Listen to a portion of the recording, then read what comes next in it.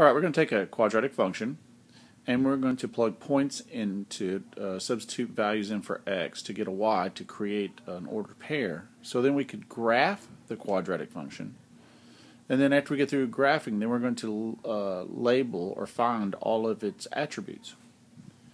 Alright, so here we go. We're going to substitute. So the first thing I'm going to do is take my -3, and I'm going to take the quadratic function that's above, and I'm going to substitute numbers in its place. So we have y equals, and so x, where there's an x, I'm going to put a -3, and I'm going to square it, plus a -3 minus 12.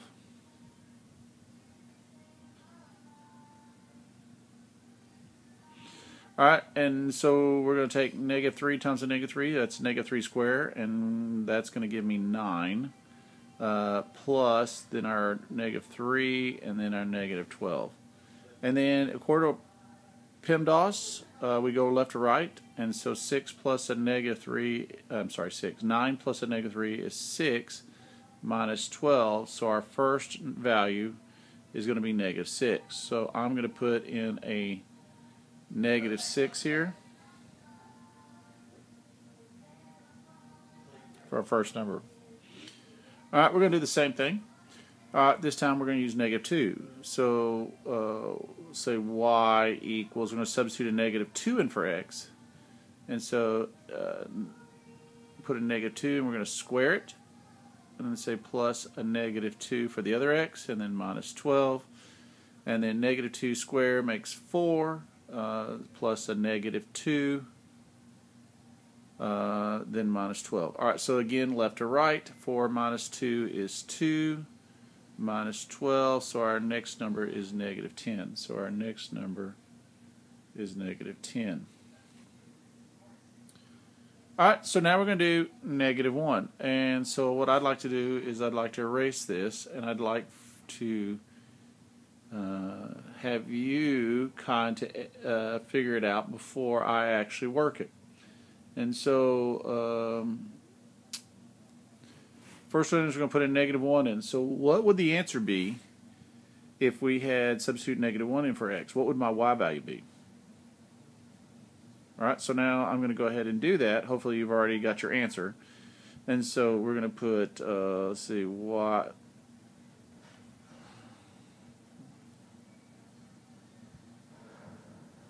Sorry.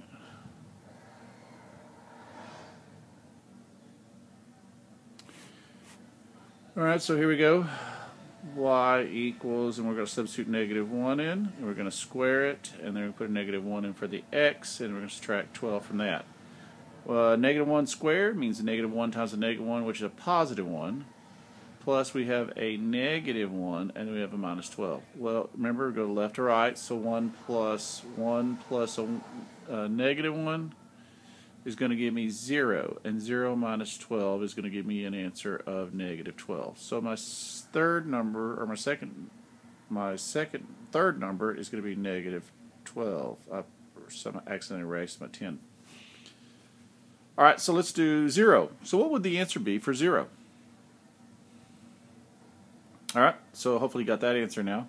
So we're going to put 0 in, and we're going to square that, plus 0 in for the x, and we're going to subtract 12 from it. Well, this is easy. 0 times 0 is 0, plus 0, that gives us 0, and we're going to subtract 12 from it, so my answer is -12. Alright, we're doing good here. So let me erase this.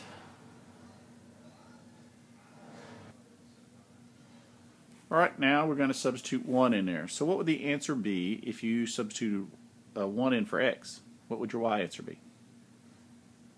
Well, let's see.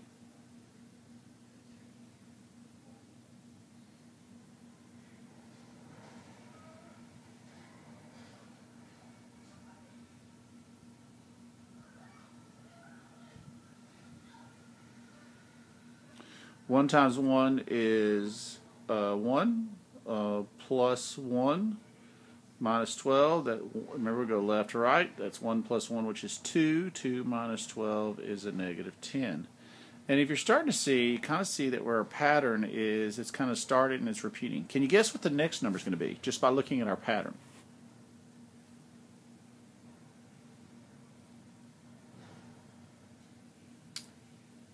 Okay, let's see if you're right. So we're going to substitute a 2 in for x. So y equals 2 squared plus 2 minus 12. 2 times square, 2 squared is 4. Plus 2 minus 12. Remember, we go left to right. So 4 plus 2 is 6 minus 12. And our answer is negative 6. Hopefully you got it right. So it's negative 6.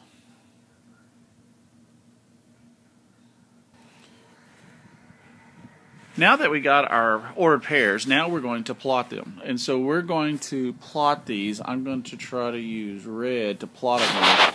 Notice I don't have any numbers on here. I'm going to assume each little line is 1. That's the way I'm planning on it. And we're going to plot it that way. So here we go. Negative 3, negative 6. So I'm going to go negative 3. 1, 2, 3, down 6. This is 1, 2, 3. And then down 6. 1, 2, 3, 4, 5, 6. So we're going to put a dot right here. Alright, I'm going to put a little section. Next one's negative 2, 10. So negative 2, this was 6. So this is 7, 8, 9, 10. So we'll put a little dot right here. Let's change our dots so we don't have too many of the same color. So we'll put our dot right there, make it blue. And the other was negative 2, 10, which is right here. Alright, and then the next one was negative 1, 12. Alright, so if you remember, this is 1, 2, 3. I'm counting down like this. 1, 2, 3, 4, 5, 6, 7, 8, 9, 10. 11, 12, and so our next dot will be negative 1 and 12.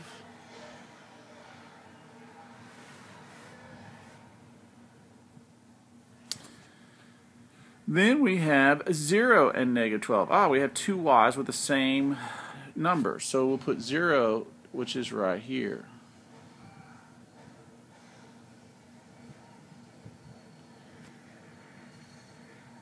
Alright, and then 1, and that's a positive 1, so we're over here now, so positive 1, and we go down 10. So we got 1, 2, 3, 4, 5, 6, 7, 8, 9, 10. If you notice, the blue dots are kind of on the opposite side of they're not same distance from the y-axis, but they are still on opposite sides of the y-axis. The next one, of course, is 2, negative 6. So remember, this is 1, this is 2. We go down to negative 6, and you can tell it's probably going to be where this blue dot is, but on the other side.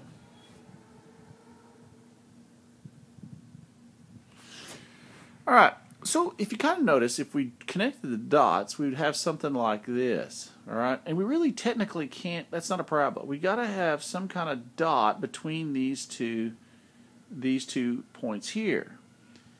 And so we have to kind of figure out, if you notice over here in this little section over here, you have negative 1, negative 12, and 0, negative 12. We have to find the middle of those two. It's still going to be negative 12, but what is the x value going to be? Now there is ways to find the axis of symmetry. The axis of symmetry is a line that separates it right down the middle and we'll go through the vertex. So we're going to find the axis of symmetry. So the axis of symmetry, there's a quick, easy way to do this. Okay, and that's x equals negative b over 2a. Now remember we talked about the standard form. The standard form is ax squared plus bx plus c. And now we're just going to fill this in. So my negative b, or b, it's just b, is the number in front of x. And there's nothing there, so we know how many, we have 1x there. So because it's 1x, we're going to say negative 1. The 2 will stay 2. The A, that's the number in front of the x squared. If you can see right here, there's where it says. Alright, and so the number in front of this x squared is, we don't see anything, so we know it's a 1. So we're going to say 1. So we're going to multiply this by 1. So my x value is going to be negative 1/2. So what we're saying is the axis of symmetry is actually negative 1/2. And we're going to try to draw this to see if I can get a good color here. Alright, so if my x is at 1/2, that means it's right here. It's like right between 0 and negative 1. So if I drew, and I'm going to try to draw this, and I'm not very good at this, but I'll try.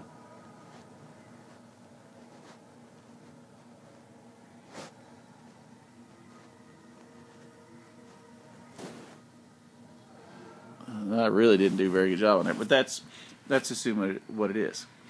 Okay, so I did the axis of symmetry for you. So the axis of symmetry, so the equation for the axis of symmetry is x equals negative 0.5 or negative 1/2. Alright, so we got the axis of symmetry. Alright, so let's go ahead and finish and connect the dots here, and then we can kind of finish the rest of it. So I'm going to take my blue, and I don't want to have too much here, so I'm going to delete erase some of this. Alright, so I'm going to go ahead and draw my parabola and make sure I get the right one here. So we know it's right here.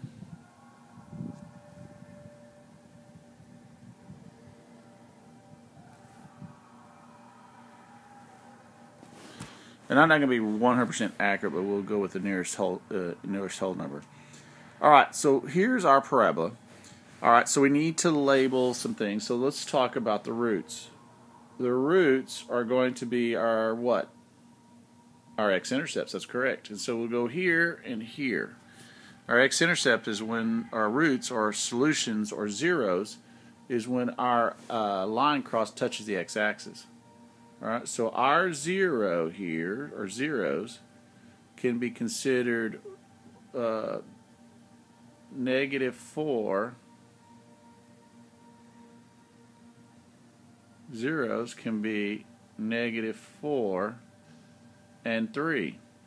We would write it like this. Since these are x-intercepts, we'd say negative 4 and 0. That's 1 point, and the other point would be 3 and 0. So there's our zeros right there, our x-intercepts. Alright, so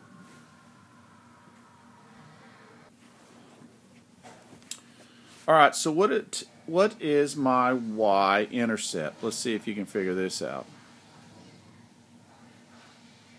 My y-intercept is where my line crosses the y-axis, and if you could tell, we can tell it in the graph right there. There it is right there. So our y-intercept is when our line touches the y-axis. So my y-intercept is negative 12, or we could write the ordered pair, which I have in my graph right there. Alright, the axis of symmetry, which we mentioned earlier,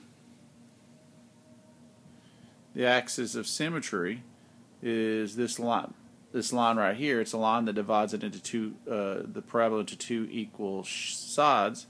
And the equation for this one, we said, was x equals a negative 1/2. Okay, we got our roots, we got our y-intercept, and we got the axis of symmetry. Alright, is this a minimum or a maximum? Alright, so if we're looking at min and max, we need to find out how low it goes or how high it goes. Well, if you notice, the lowest it goes is down here.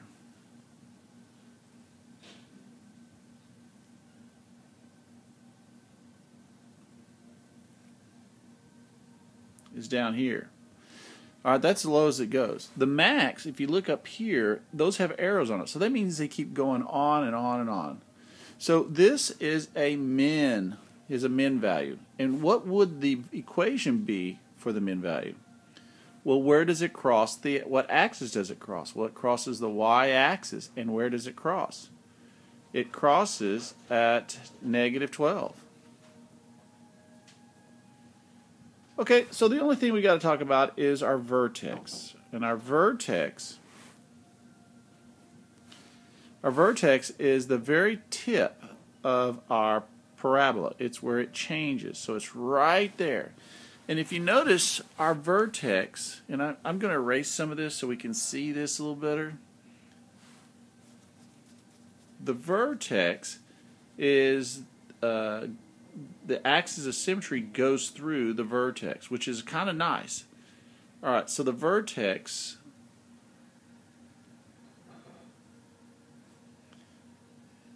is the point where it is. And so if you look, it looks like it's at negative 1/2 and negative 12. Alright, so remember what we talked about. This really is the axis of symmetry, and this here is going to be our minimum value, or max if we had a max value. So if you have the vertex, you can actually find the axis of symmetry and the min or the max, depending on what you're looking for. One more thing, and then we're done for sure. Is this an open? Does this open upward or downward? Well, if you look, this one opens upward. Do you see the little spot up here? It's real open. The lines are further apart, and it's almost like a bowl. We can put things into this one. So this one opens upward. It's this little guy right here. So it opens upward.